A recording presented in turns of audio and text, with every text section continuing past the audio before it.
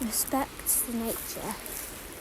What some people can perceive as boulders and rocks, to others can seem as chunks of masterpieces.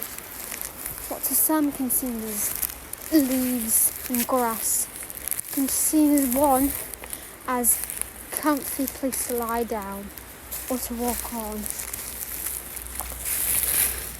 What can be seen as twigs, to some can be seen as beautiful creation that has been given to us. So what if I'm weird? Be weird. Have fun. That is what life is for. Be weird, be fun, be cringe, be amazing, be yourself.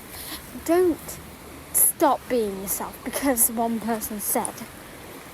Only stop being yourself if yourself is actually inflicting harm.